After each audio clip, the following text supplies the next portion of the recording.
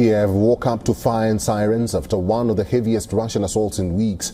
It was a night of missiles and drones that left homes burning, civilians wounded, and peace talks hanging by a thread. As Ukraine counts the cost, President Volodymyr Zelensky prepares for a high-stakes meeting with US President Trump on Sunday. Here's a report. Flames roared through Kyiv after a Russian strike. Firefighters fought through thick smoke using cranes and high-pressure hoses to contain the blaze. Emergency footage showed shattered windows, charred buildings, and residents being evacuated from the rubble. Ukrainian authorities say Russia unleashed a massive overnight barrage, nearly 500 drones and around 40 missiles, targeting Kyiv and other regions. The attack killed at least one person in the Kyiv region and wounded 28 others in the capital, including 2 children. According to the city's mayor, power and heat were knocked out in multiple areas, as 7 of the city's 10 districts reported damage. They want us to be given neither weapons nor money, and they will quietly do what they need to do, just like this attack. They simply pretend they want peace, but in reality we all know that they do not want it. Ukrainian President Volodymyr Zelensky said the strikes were Moscow's answer to the ongoing peace efforts led by Washington, coming just a day before his expected meeting with US President Trump.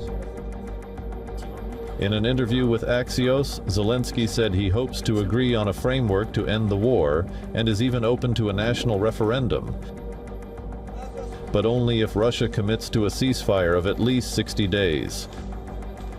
He also warned that any vote on territorial concessions would be politically and logistically risky. Today's so-called greeting proves once again that it's all just for show. If something truly needs to be decided, it should happen here and now, not with meetings here, then there, then elsewhere. Honestly, I'm tired of it all. On the battlefield, Moscow is pushing its own narrative. Russia's defense ministry claims control of the strategic city of Kupiansk, saying its forces are clearing Ukrainian troops from buildings and basements. Russian President Vladimir Putin earlier said that thousands of Ukrainian soldiers are surrounded near the city. Kyiv has not confirmed these claims.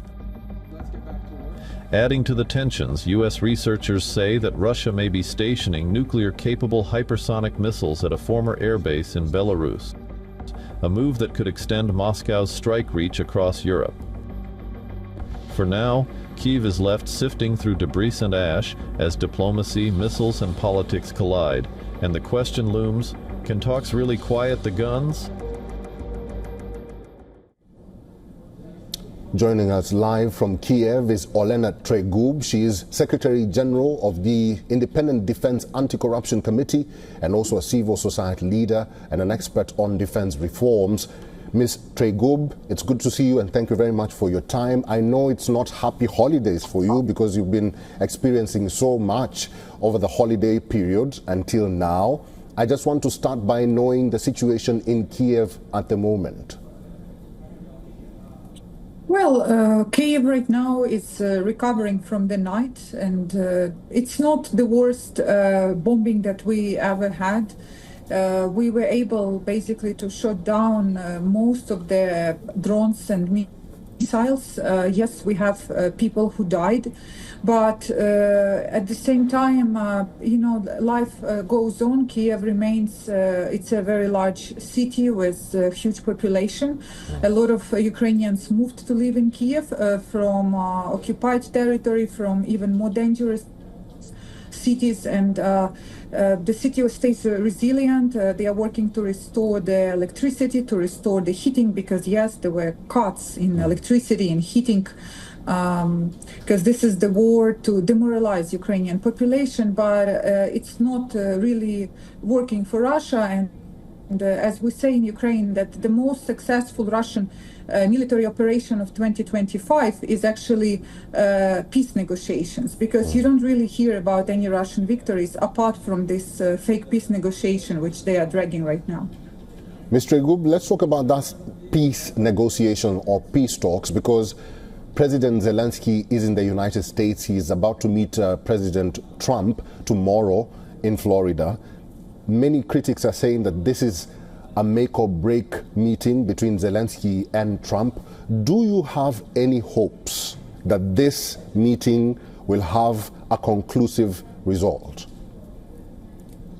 Personally, I don't have any hopes that this particular meeting will decide anything, because I'm not only watching what Trump is saying, I'm heavily watching what Russian government is saying. Only several days ago, Vladimir Putin gave a word to Russian propagandist Vladimir Solovyov, who is like Goebbels was to Adolf Hitler. So he's spreading this war narrative, genocidal kind of calls to kill all Ukrainians. And he basically, Solovyov said in his speech that he's very happy that Russia is now at war and that Russian man is born for the war. And the war must continue. And he doesn't even mean war against Ukraine, but war in general. So how does it look that Russia is ready to stop the war if this is the political narrative now that Putin regime is spreading? Of course, Russia will be able to finish the war and will be ready once the oil price will drop, once there are sanctions or there are economic conditions that might happen. There might be recession in the US due to the economic situation with the AI. There might be, because of that, drop of oil price. Then might be, it's 6 months from now or so, time when Russia say, hey, let's take a pause. But this is not today, this is not tomorrow. All right, let's see how that meeting between Zelensky and President Trump turns out. Ms. Tregub, we'll have to leave it there. Thank you very much for talking to us today. Thank you for having me.